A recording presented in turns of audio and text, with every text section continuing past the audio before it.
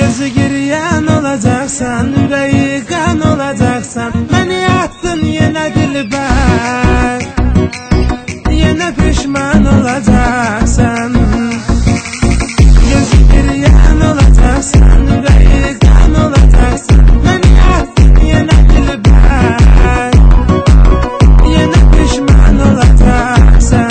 Ekskluziv olarak Danger az sayt üçün.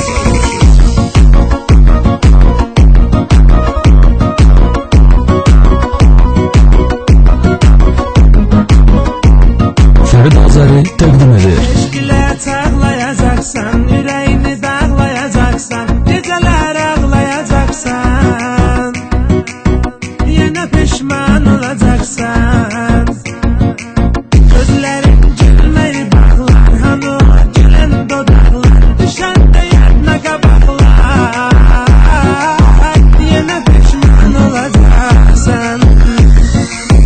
Gözü giriyen olacaksan, yüreği kan olacaksan, beni attın yine dilber, yine pişman olacaksan.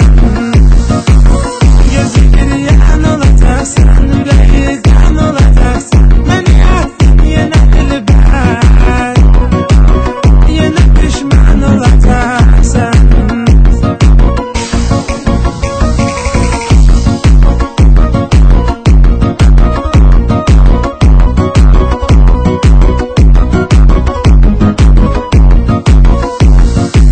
Qəlbə vurduğun xəsərdən, ölürəm qəm kədərdən, məni xatırlayıb bərdən, yenə pişman. Ekskluziv olarak Danger az sayt üçün.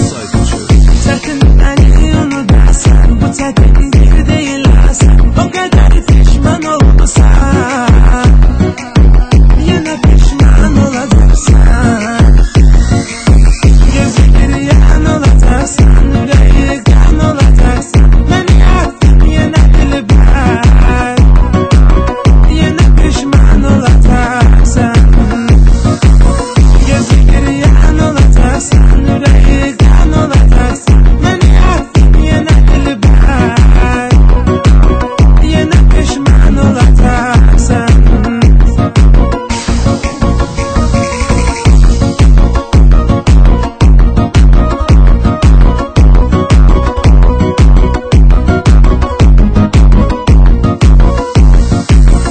Yüreğimdə budur his tək, mənə çəkdirdi bir tək, sonunda səndə qalıb tək, yenə pişman olacaqsan.